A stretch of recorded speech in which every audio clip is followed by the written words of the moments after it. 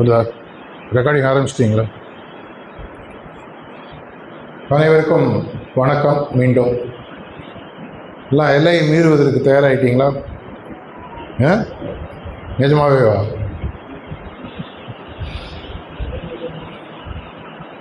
எவ்வளோ பேர் இங்கே அபியாசிகள் கை தூக்குங்க? எல்லாரும் தூக்குறாங்களான்னு பார்த்தேன். உடனே இல்லைங்க, அபியாசிலாம் வெளியில் இருக்காங்க. இது மாதிரி நடக்குதா? எவ்வளோ பேர் இன்டென்ஸ் அபியாசி? அப்படின்னா முதலையும் அபியாசிக்கு தூக்கினீங்க. கன்ஃபியூஸ் ஆகிட்டீங்களோ? நேற்றைய தினம் முதல் முறையாக TN06 5 டிஸ்ட்ரிக்ட்ஸ் வச்சு கும்பகோணத்தில் ஒரு ஹோல்டே செஷன் நடந்தது. அதில் பார்ட்டிசிபேட் பண்ணவங்க நிறைய பேர், அட்லீஸ்ட் ஒரு 3-4 பேர் இன்றைக்கி திரும்பி வந்திருக்காங்க. Statutory warning. ஏங்க வந்தீங்கன்னு கேட்டேன். நிறைய விஷயம் எனக்கு புரியல சார். இதற்கு நிர்வாகம் பொறுப்பல்ல. நீங்கள் ஒன்று கேட்கணும், ஸ்டூடெண்ட்டுக்கு புரியுற மாதிரி வகுப்பு எடுக்கிறதுனால வாதியாது, நீ எடுக்கிறதெல்லாம் புரிஞ்சுக்கிறதுக்கு நான் இங்கே உட்காந்துருக்கேன். இதற்காக தான் உங்களுக்கு ஆக்சுவலாக பார்த்தீங்கன்னா கார்த்தால இந்த எல்லை மீறுதல்ன்றதும் ஒரு விஷயத்தில் பார்த்தீங்கன்னா கிரே மேட்டர் சம்மந்தப்பட்ட விஷயமும் கூட. கிரே மேட்டர்ன்றது என்ன? இங்கே இந்த 6 inch பிட்வீன் த இயர்ஸ் அப்படின்னு சொல்லுவாங்க. இது நமக்கு இயற்கையால் கொடுக்கப்பட்ட ஒரு வரப்பிரசாதம். ஆனால் இது நம்ம நிறைய பேர் நார்மலாக அப்படியே பத்திரமா திரும்பி கொண்டு போய் மேக்கர்கிட்ட கொடுத்துட்றோம். ஒரு ப்ரொடக்ஷன் ஃபால்ட் இருக்கோ இல்லையோ, யூசர் ஃபால்ட்டு நிறைய இருக்குது. இந்த யூசர் ஃபால்ட்டை சரி பண்ணி அதையும் இங்கே கொஞ்சம் கனெக்ட் பண்ணி, இதுக்கப்புறம் இன்றையிலிருந்து உங்களுடைய ரிசப்டர் பணியை சார்ந்த பார்வை கண்டிப்பாக மாறி அமையும். அதில் நான் ரொம்ப தெளிவாக இருக்கேன். அந்தளவுக்கு என்னையா புதுசாக சொல்ல போகிறேன். காத்தாலே அதுக்கும் பதில் சொல்லிட்டேன். என்ன சொல்லினேன்? மியூசிக் தெரிஞ்சவங்களுக்கு தெரியும் மொத்தம் எவ்வளோ சுரங்கள்? 7. எவ்வளோ ராகங்கள் கேட்டீங்கன்னா லட்சக்கணக்காக இல்லையா? மேலகர்த்தா ராகங்கள், அப்புறம் மொத்தம் எடுத்து பார்த்தீங்கன்னா லட்சக்கணக்கான ராகங்கள். அதில் ஆனால் சிலது மட்டும் அபூர்வ ராகம், கேட்கறதுக்கு புரியாது, காம்போசிஷன் கஷ்டம். அதே மாதிரி இது கொஞ்சம் அபூர்வ ராகமாக மாற்றி அமைச்சிருக்கு. அதே 7 சுரம் தான். இன்றைக்கி சொல்லக்கூடிய எந்த விஷயங்களும் தியரிட்டிக்கலாக எதுவும் புதுசு கிடையாது. முதலே அதை சொல்லிடுறேன். ஆனால் இதை முதல் முறையாக பார்க்குற மாதிரி உங்களுக்கு உணர்ந்ததுன்னா பிரச்சனை என்கிட்ட இல்லை. அதையும் முதலே சொல்லிடு.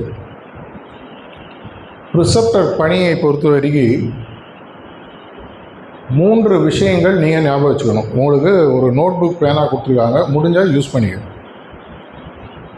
ஏன்னா இந்த க்ரௌடில் நிறையா டீச்சர்ஸ் ப்ரொஃபஸர்ஸ்லாம் இருக்கீங்க. எதிர்க்க இருக்க மாணவர்கள் உங்களையே பார்த்து நோட்ஸ் எடுக்கலாம், கொஞ்சம் கடுப்பாக இருக்கும். கரெக்டாக? ஏண்டா கஷ்டப்பட்டு ப்ரிப்பேர் பண்ணி ChatGPTலாம் பார்த்து நோட்ஸ் ரெடி பண்ணின்னு வந்தால் அதே ChatGPT நான் பார்த்துக்கிறேங்க. நம்மளுக்கு ஒரு அட்வான்டேஜ் என்னென்னா, நம்மளுடைய பல விஷயங்கள் ChatGPT கரெக்டாக சொல்லாது. அதனால் எங்களை மாதிரி ஆளுங்களாம் கொஞ்சம் தப்பிச்சிட்ருக்கு. 3 விஷயங்கள் மனிதனாகவும் ப்ரிசப்டராகவும் உங்களுக்கு முக்கியமாக அபியாசிகளுடன் பணி செய்யும்போது முக்கியம். ஆங்கிலத்தில் சொல்கிறேன், அதுக்கப்புறம் அதனுடைய தமிழாக்கத்தையும் சொல்கிறேன். முதல்ல எதுங்க? காக்னிட்டிவ்.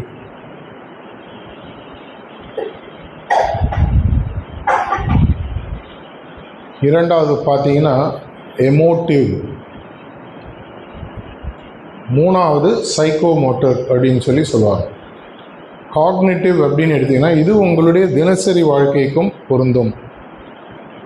இது ஒரே ஒரு லைனில் நீங்கள் ஒர்க் பண்ணிங்கன்னா உங்களுடைய ப்ரிசப்டர் பணியை நீங்கள் ப்ரிசப்டர் பணி இல்லை, மனிதனாக, ஒரு ஹோம் மேக்கராக, ஒரு ஆஃபீஸில், ஒரு வியாபாரி எங்கேயுமே சரியாக செய்ய முடியாது. நம்ம எல்லாருமே இந்த 3த்தில் ஏதாவது 1 இல்லை 2 தான் யூஸ் பண்ணோம். இந்த 3த்தையும் எப்போ நீங்கள் ப்ராக்டிக்கலாக யூஸ் பண்ண எந்த விகிதாச்சாரன்றதை நீங்கள் முடிவு பண்ணி. காக்னிட்டிவ்ன்றது சிந்தனை திறன் சார்ந்த விஷயம். கார்டெக்ஸ், ப்ரீஃப்ரண்டல் கார்டெக்ஸ், இதை பற்றிலாம் நிறையா படிச்சிருக்கீங்க. மனிதனுக்கும் மற்ற 2 கோடி ஜீவராசிகளுக்கும் இருக்கக்கூடிய முக்கியமான விஷயம், ஒரே வித்தியாசம், முக்கியமாக அட்லீஸ்ட் முக்கியமான வித்தியாசம் பார்த்திங்கன்னா, நம்மளால தான் சிந்திக்க முடியும் அப்படின்னு நம்ம நினச்சிட்டு இருக்கோம். நாளைக்கு ஒரு சிங்கமும் புலியும் வந்து சொல்லி தப்புன்னு ப்ரூவ் பண்ணால் மாற்றிக்கலாம், அதையும் சிந்தித்து ஒத்துப்போம். ஸோ இந்த சிந்தனை திறன் நமக்கு கொடுக்கப்பட்டு இருப்பதற்கு முக்கியமான காரணம், ஹியூமன் பீயிங் நார்மலாக பார்த்தீங்கன்னா, நமக்கு ஒரு பிரச்சனை, ஒரு சவால்னு வராத வரைக்கும் நம்ம எல்லாருமே இடது பக்கத்தை சார்ந்து சிந்திப்பவர்கள். லாஜிக்கல் திங்கிங், எல்லாம் லாஜிக்கலாக இருக்கும். தலைவலியும் திருவலியும் தனக்கு வந்தால் தெரியும்னு சொல்லுவாங்க. அது சிந்தனையாக பேசும் பொழுது அவர்களுக்கு ஈர்ப்பு வருகிற மாதிரி நீங்கள் சொல்லக்கூடிய விஷயங்களை, அந்த காக்னிட்டிவ் அப்பீல் இருக்கணும். அந்த காக்னிட்டிவ் அப்பீல் இருப்பதற்காக தான் நம்மளுடைய குருநாதர்கள் இவ்வளோ விஷயத்தை நம்மளுக்கு சொல்கிறாங்க. ஆனால் இவ்வளோ விஷயத்தை சொன்னவங்க தாஜி பார்த்தீங்கன்னா அடிக்கடி சொல்லக்கூடிய ஒரு விஷயம், ஐன்ஸ்டைன் இதை 70 வருஷங்கள் 80 வருஷங்கள் முன்னாடி சொல்லியிருக்காரு.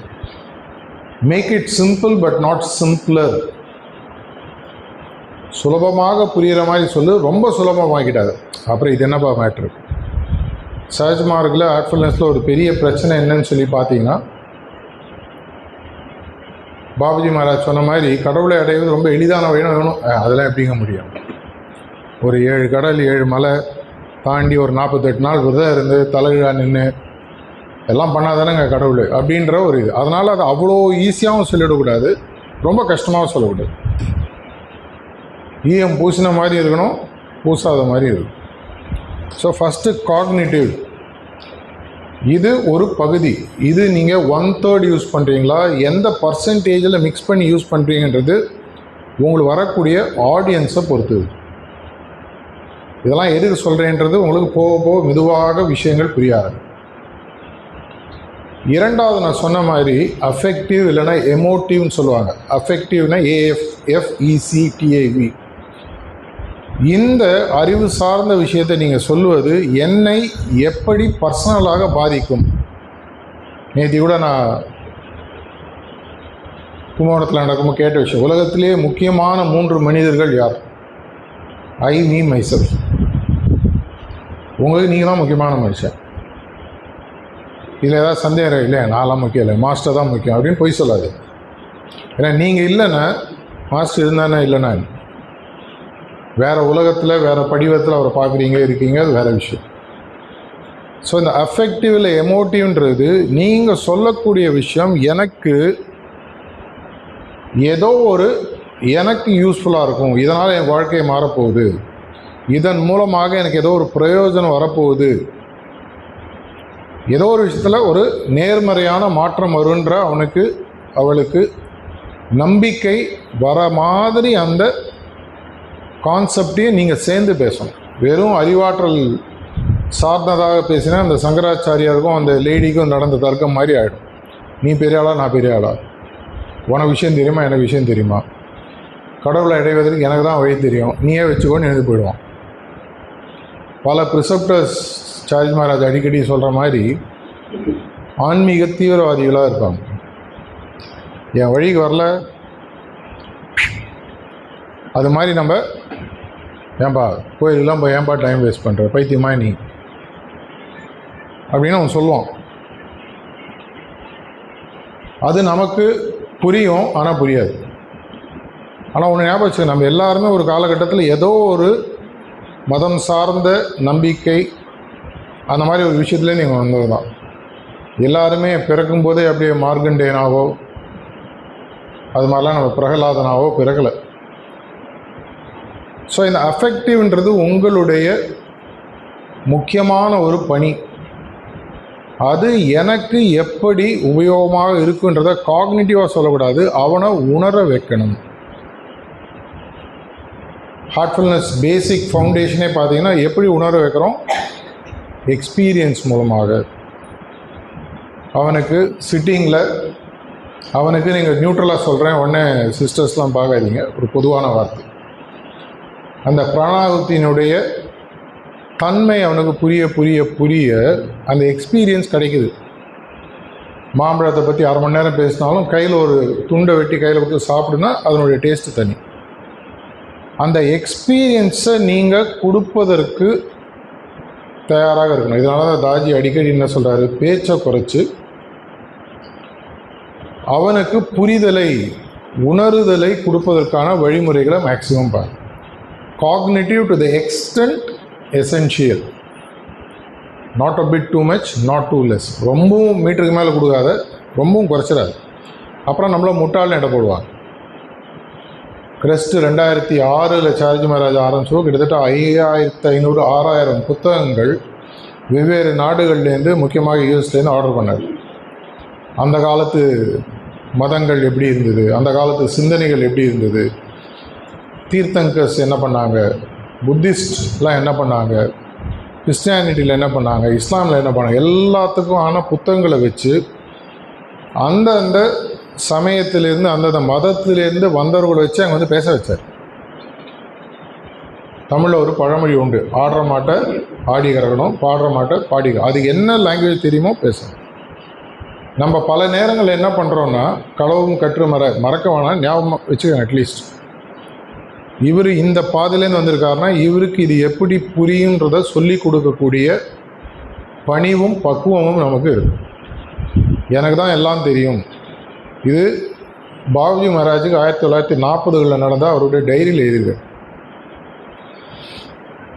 அவர் வந்து நம்மளுடைய இந்த 13 புள்ளி கேள்விப்பட்டிருப்பீங்க. இதை பற்றி தாஜி ஒரு டாக்கில் 2016 பேசியிருக்கார். தேடி கண்டுபிடிச்சி முடிஞ்சால் என்னன்னு கண்டுபிடிங்க.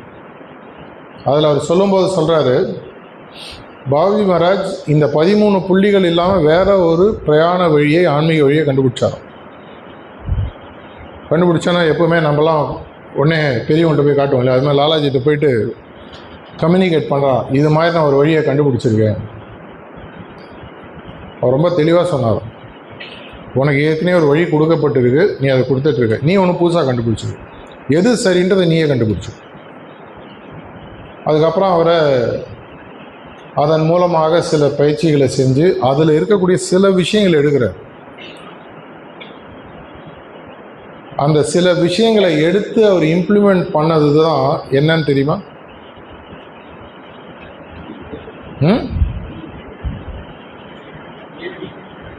ஏபிலாம் அப்புறம் வந்ததுங்க.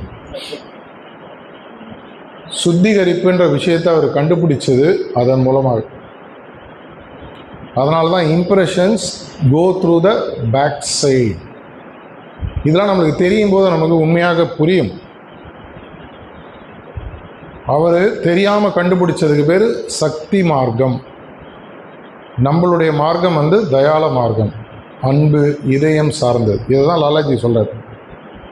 அதுக்கப்புறம் இன்னொன்று சொல்கிறார், ஒருவேளை எதிர்காலத்தில் ஏதோ ஒரு காரணத்தினால் இது தேவைப்பட்டு தான் நேச்சரே இதை அடுத்த சந்ததியர்களுக்கு ரிவீல் பண்ணும். இது எதற்காக இதெல்லாம் சொல்கிறேன்னா, இந்த மாதிரி விஷயங்கள் நமக்கு கொஞ்சமாக தெரியணும். இப்போ நான் ஒரு புது சீக்கர்ஸ்ட்டு போய் பேச போகிறேன், ஒரு புது கம்யூனிட்டி அட்ரஸ் பண்ண போகிறேன். பல நேரங்களில் பல பேர் தாஜியை கேட்கக்கூடிய விஷயம், இவ்வளோ புத்தகங்கள் எதுக்காக நீங்கள் ரிலீஸ் பண்ணிகிட்டே இருக்கீங்க?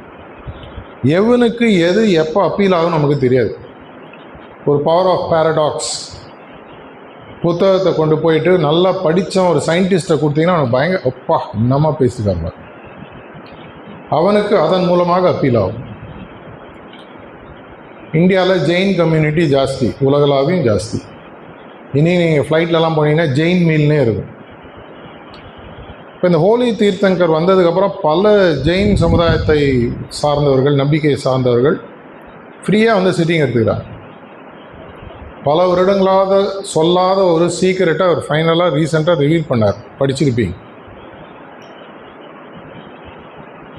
72 ஜென்ரேஷனுக்கு முன்னாடி, ராமருக்கு முன்னாடி 73 ஜென்ரேஷனுக்கு முன்னாடி பிராணாகுத்தின்னு இருந்தது. அப்புறம் காணாம அது யாருன்றது இன்னேரி யாருக்குமே தெரியாது. அது பேரையே சொல்லியிருக்காரு.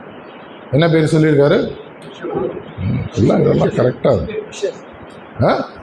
ரிஷப், அவர் ஒரு தீர்த்தங்கர். அவர் ஏன் கண்டுபிடிச்சார், எப்படி கண்டுபிடிச்சார், இது எல்லாமே எக்ஸ்பிளைன் பண்ணுறார். இது எதற்காகனா உங்களுக்கு ப்ரீ ஒர்க் பண்ணுறதுக்கு நீங்கள் இன்றைக்கி ரெடியாக இருக்கணும். தேங்க்ஸ் டு ஏஐ, ChatGPTன்னு சொல்ல மாட்டேன், ஏஐ. இது எல்லாத்தையுமே நீங்கள் முன்னாடி உள்வாங்கிக்க முடியும். ஏன்னா நீங்கள் போகும்போது உங்களுடைய அறிவுத்திறன் முக்கியமல்ல, அந்த அறிவுத்திறன் அவனுக்கு எப்பேற்பட்ட பாதிப்பை உருவாக்குகிறது என்பது உங்களுக்கு தெரியணும். நீங்கள் எப்பேற்பட்ட ஆளாக இருந்தாலும், ஆங்கிலத்தில் ஒரு சேயிங் இருக்குது, people don't care how much you know till they know how much you care. உங்களுக்கு எவ்வளவு தெரியும் என்பதை பற்றி அவனுக்கு அக்கறை இல்லை, என்னை பற்றி நீ புரிந்து கொள்ளும் வரை. என்னை நீ நல்லா புரிஞ்சுட்டேன்னா, ஓ என்னோட ஆள்பா. பெரிய பெரிய அரசியல் மாற்றங்களோ மற்ற விஷயங்கள்லாம் நடக்கும், யாரோ ஒருத்தனுக்கு ஓ இவன் நம்ம ஆள், அவனுக்கு மூளை இருக்குது, மூளை இல்லை, சரியாக கவர்னன்ஸ், அதெல்லாம் எனக்கு ஏதோ கனெக்ட் ஆகும். என்னுடைய வாழ்வாதாரத்துக்கும் என்னுடைய முன்னேற்றத்துக்கும் இவர் இருப்பாருன்ற மாதிரி தோணுது. அந்த மாற்றம் அது இது எல்லா காலத்துக்கும் போதும். இப்போ நீங்கள் லாஸ்ட்டு 2-3 வாரம் நடந்ததை மட்டும் எடுத்து குழப்பிக்காது. எந்த காலகட்டத்தில் எந்த மாற்றம் வந்தாலும், வெள்ளையன் ஆண்டுட்டு இருந்தான், கொஞ்ச நாள் கழிச்சு இந்திய மக்களுக்கு இது போர் அடிச்சிச்சு. நம்மளை ஆண்டுட்டு நம்மள்கிட்ட இதுவும் எடுத்துகிட்டு போய்ட்டு நம்மளுக்கு ஒன்றும் கொடுக்கல. அப்புறம் மெதுவாக சேர ஆரம்பிக்கிறார்கள். சுதந்திரம் வருது. சுதந்திரம் வரும்போது அப்புறம் ஒரு ஆட்சி வருது. கொஞ்ச நாள் சரி இவங்க இருக்கட்டும், அப்புறம் அதுக்கப்புறம் பார்த்திங்கன்னா மாறும். அப்படின்னா அந்த மாற்றத்தை வர வைக்கும் அளவுக்கு உங்களுக்கு அவர்களிடம் பேசுவதற்கான விஷயங்கள் கொஞ்சமாக தெரியும். ஸோ அங்கே தான் இந்த காக்னிட்டிவ்ன்றது அஃபெக்டிவாக மாறுது. எனக்கு அவர் மீது ஒரு இதய அளவில் தாக்கத்தை உருவாக்கக்கூடிய அளவுக்கு என்னுடைய அறிவு இருந்தால் போதும். நீங்கள் உடனே ஃப்ராக்டல்ஸு இது என்னென்னலாம் பேசி அதெல்லாம் குழப்பணுன்ற அவசியமே இல்லை. சார்ஜி மகாராஜ் அடிக்கடி சொல்லக்கூடிய ஒரு விஷயம், நீ எந்த புக்கிலேருந்து படித்து நொட்டு அடிக்கிறோ அந்த புக்கு நெட்டில் இருக்குது, புக்கு கடையில் இருக்குது, அவனும் படிப்பான், ஞாபகம் வச்சு. நீ படிக்கிறதோட 2 எக்ஸ்ட்ரா பேஜ் படித்தான்னா, சார் அதே புக்கில் 84வது பேஜில்ன்னுவான். ஓ அப்படியா. அதை விட உணர்வு பூர்வமாக ஒரு ஜெயின் ரிலேட்டடில் பேசும்போது, அந்த பிராணாகுதியை உருவாக்கியவர், முதலில் அதை கடைசியார் அதை யூஸ் பண்ணவர், அவரோட பேசி மெதுவாக அதை கொண்டு வந்து அதே மாதிரி ஒரு மார்க்கம் எங்கள்கிட்ட இருக்குது. இதை பியூட்டிஃபுல்லாக 2015 ஃப்ரான்ஸில் ட்ராவல் பண்ணும்போது தாஜிக்கு சர்ச்சில் ஒரு விஷயம் நடக்குது, படிச்சிருப்பீங்க. நாங்கள் கிறிஸ்டியானிட்டி விட்டு உங்கள் பின்னாடி வரணுமா அப்படின்னு ஒருத்தர் கேட்குறாரு.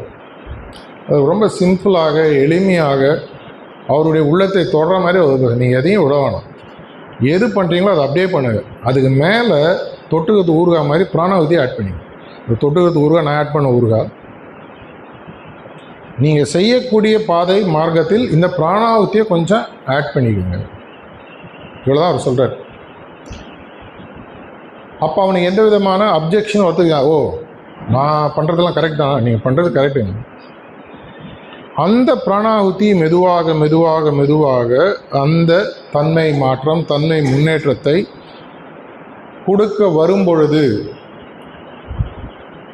சார்ஜி மகாராஜோட அப்பாவுக்கும் கண்ணதாசனுக்கும் நடந்ததான ஒரு உரையாடல் நீங்கள் எல்லாம் கேள்விப்பட்டிருப்பீங்க. கண்ணதாசனுக்கோ இல்லை கண்ணதாசன் ஒருத்தர் மூலமாக, ஐயா எனக்கு எல்லா பழக்கமும் இருக்குது, நான் எப்படி வருது, அதோடய வாங்க நாங்கள் பார்த்துக்குறோம். இப்போ எந்த அளவுக்கு ஆகிடுதுன்னா, பல ப்ரிசெப்டர் கேண்டிடேட்ஸ் முன்னாடியே கேட்குறாங்க. SNPலாம் பார்த்தீங்கன்னா இதெல்லாம் இருக்கா, இருக்குது, கொஞ்ச நாளில் நீ உனக்கே உடனுன்னு தோணினா தயாராக இருக்கியா, அவ்வளோதான், விட்டுட்டு வான்னு சொல்கிறதில்லை. உடனே நீங்கள் சிலபஸ் மாறிடுச்சு போல நம்மளும் ஆரம்பிக்கலாமான்னு கேட்காதீங்க. நல்லா இருக்குங்க, நாங்களும் முதலேருந்து கொஞ்சம் ஆரம்பித்து அப்புறம் விட்டுக்கலாமா. இந்த இரண்டாவது நான் சொன்ன மாதிரி அஃபெக்டிவ் இது. ஆனால் இரண்டுமே எண்ணமும் செயலும். உதாரணத்துக்கு ஒரு ஜிம்முக்கு போகிறீங்க, இல்லை ஒரு யோகா கிளாஸ் போகிறீங்க, இப்படி தான் ஒரு ஜிம்மில் எக்ஸசைஸ் பண்ணணும், இதுதான் கான்செப்ட், இப்படி தான் உங்கள் உடல் மாறும், யோகா செய்வதன் மூலமாக இந்த விஷயம்லாம் நடக்கும் அப்படின்னு ஒருத்தர் சொன்னார்னா எனக்கு அறிவுக்கு ஒத்து போகிறது. அடுத்தது உங்களுடைய மெடிக்கல் ரிப்போர்ட்டை எடுத்து, இல்லை உங்கள் BMI பேராமீட்டர்ஸ் எடுத்து, இதை செய்வதன் மூலமாக இது இப்படி உங்களுக்கு பாசிட்டிவாக மாறும். அப்போ உங்களுடைய பொது அறிவானது அவனுடைய சொந்த நலனுடன் கலக்கிறது. அந்த சொந்த நலனுடன் கலக்கும் பொழுது தான் அவனுக்கு ஒரு ஸ்பார்க் உருவாகும். அப்புறம் தான் மூணாவது விஷயம் நான் என்ன சொன்னேன், சைக்கோமோட்டர். சைக்கோமோட்டர் அப்படின்னா கைகாலை அசைத்து செயல்படுதல், அதுக்கு தான் சைக்கோமோட்டர்னு சொல்லுவாங்க. இப்போ ஜிம்முக்கு போய் எல்லாத்தையும் பார்த்துட்டு நீங்கள் வீட்டுக்கு வந்துட்டீங்கன்னா உங்கள் உடல் மாறாது. நீங்கள் இறங்கி செய்யணும்.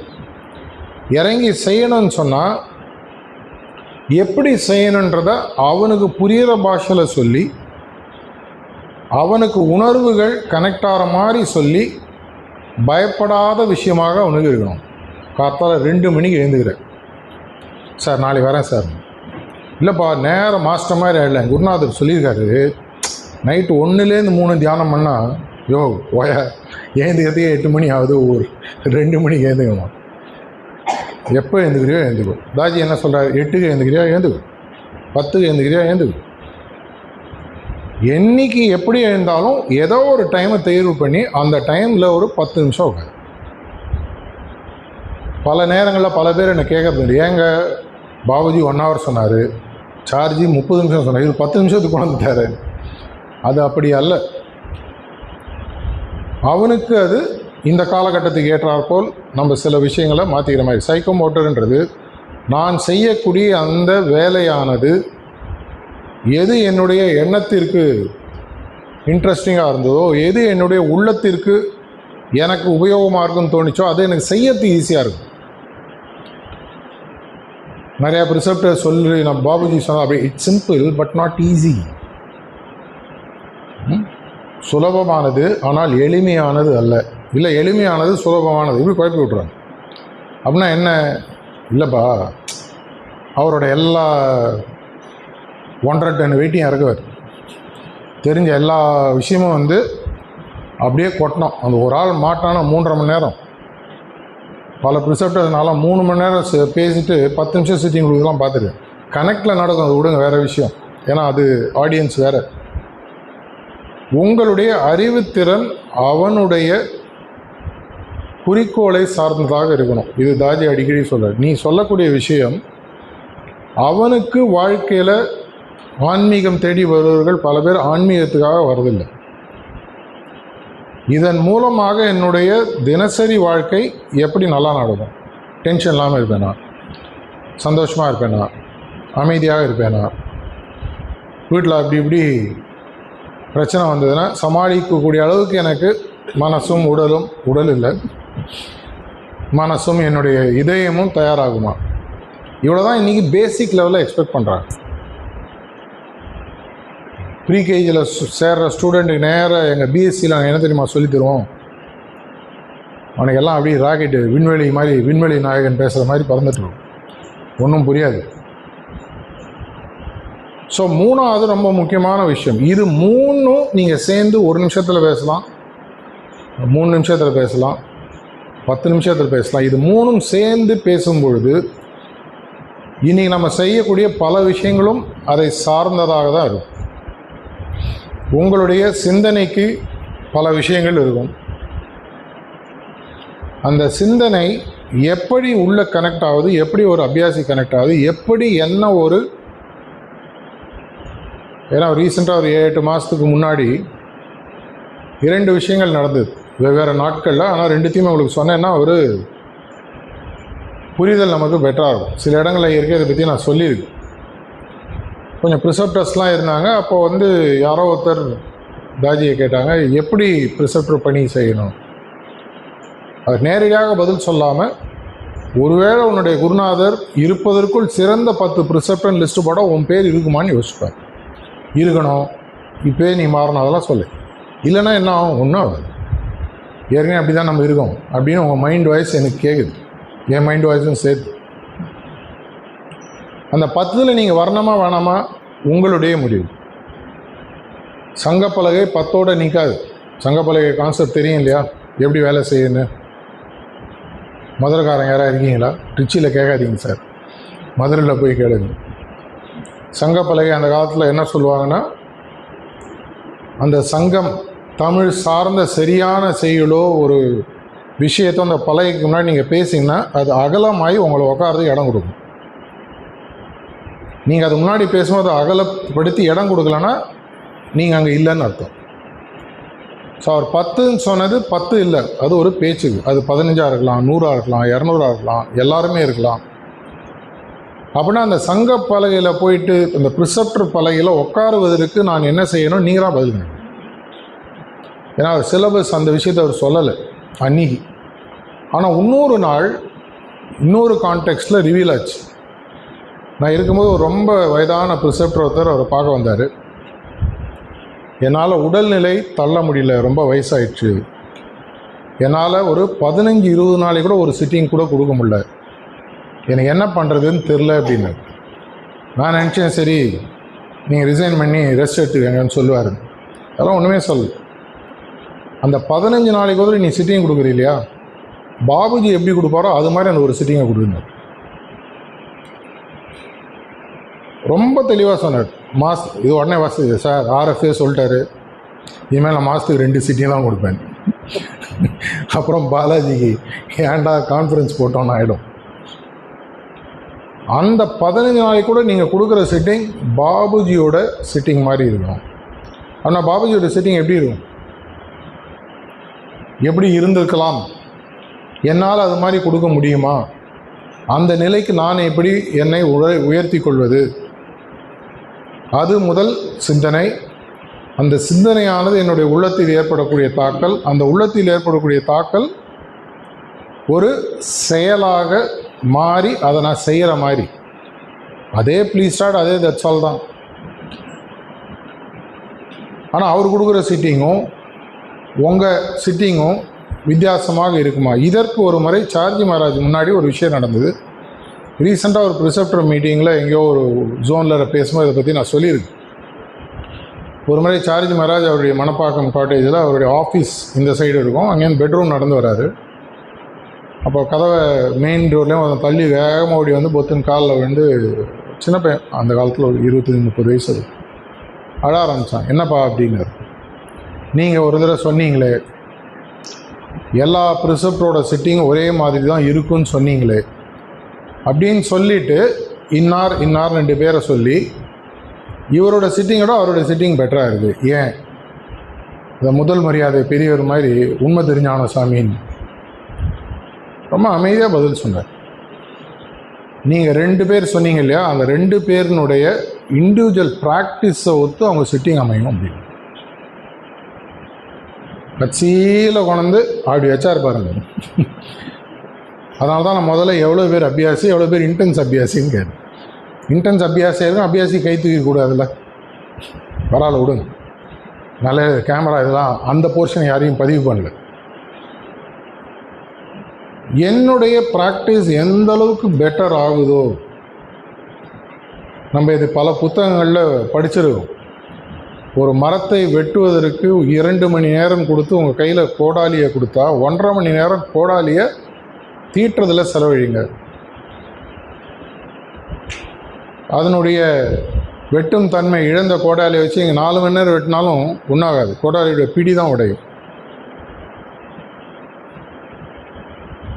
என்னுடைய ப்ராக்டிஸ் எந்த அளவுக்கு பெட்டர் ஆகுதோ, இன்டென்ஸ் ஆகுதோ, அதனால் இன்றைக்கி செய்யக்கூடிய சில விஷயங்கள் முக்கியமாக மத்தியானத்துக்கு மேலே உங்களை சார்ந்ததாக இருக்கும். அதன் மூலமாக நீங்கள் எந்த அபியாசிகளோட கனெக்ட் ஆகிருக்கீங்களோ அவங்களுக்கு எப்படி போய் சேருதுன்றதை பற்றி இருக்கும். ஸோ ரொம்ப சிம்பிளாக இப்போ முடிச்சுட்டு நம்ம அடுத்த செக்ஷன் போகிறதுக்கு முன்னாடி, ஏன்னா நேத்தி வந்த 2-3 பேருக்கு ஒரு கொஸ்டின் மைண்டில் வந்துருக்கும், நேத்திக்கு வேறு ஏதோ பேசினார் கரெக்டாக, இன்றைக்கி அதை தானே பேசுவாருன்னு நினச்சேன். நாங்கள் எல்லையை மீறினே இருப்போம், ஒரே மாதிரி பேசினேன், எனக்கு போர் அடிக்கும். நீங்களாம் கேட்டுருவீங்க, என் பேச்சு நானே கேட்குறேன், அதோட கொடுமை வேறு எதுவும் கிடையாதுல்ல. இந்த 3 விஷயங்களை மையப்படுத்திகள் இன்றைக்கி சொல்லக்கூடிய அனைத்து விஷயங்களும் எப்படி உங்களுடைய சிந்தனையை மாற்றி அமைக்கப் போகிறது, அந்த சிந்தனையை மாற்றி அமைப்பதன் மூலமாக உங்கள் உள்ளத்தில் அந்த சங்க பலகையில் ப்ரிசெப்டர் பலகையில் என் பேர் வருமா, இதை நான் எப்படி யூஸ் பண்ணணும், அப்படி வர வேணான்னு நீங்கள் முடிவு பண்ணிட்டீங்கன்னா அது உங்களுடைய இஷ்டம். எனக்கு அந்த அளவுலாம் இல்லைங்க, 35 மார்க்கு ஜஸ்ட் பாஸ் எனக்கு போகிறோம், அது உங்களுடைய இஷ்டம். உங்கள் பார்வை எப்படி வேணால் அமையலாம். இதன் மூலமாக எனக்கும் என்னை சார்ந்து என் மூலமாக வரக்கூடிய ஃபங்க்ஷனரியாகவோ ப்ரிசெப்டராகவோ வரக்கூடிய அபியாசிகளுக்கும் எந்த பயிற்சியை நான் அவர்கள் எவ்வளோ சிம்பிளாக ஈஸியாக செய்வதற்கு சொல்லி கொடுக்க முடியுன்றதை ஒன்றொன்றாக போக போக பார்ப்போம். இன்றைய முழு தினம் இன்னும் நேற்றைய விட இன்னும் நிறைய விஷயங்கள் நாங்களும் கற்றுட்ருக்கோம். எது வேலை செய்யாதுன்றதும் புரிய ஆரம்பிச்சிடுச்சு, எது வேலை செய்யறது புரிய ஆரம்பிச்சது. அதுக்கான சில மாறுதல்கள் நைட்டே உட்காந்து நான் முடிச்சிருக்கேன். அவர்களும் தயார் நிலையில் இருப்பாங்கன்னு நினைக்கிறேன். மீண்டும் இன்றைய தேதியில் இன்று 17 மே 2026 திருச்சியில் TN 06 தஞ்சை மாவட்டத்திலிருந்து வந்திருக்கக்கூடிய ப்ரிசெப்டர்ஸும் TN 07 இருக்கக்கூடிய அனைத்து டிஸ்ட்ரிக்ட்லேருந்து வந்திருக்கிற ப்ரிசெப்டர்ஸுக்கும் ஒரு மனமார்ந்த வணக்கம், நன்றி. மீண்டும் சந்திப்போம்.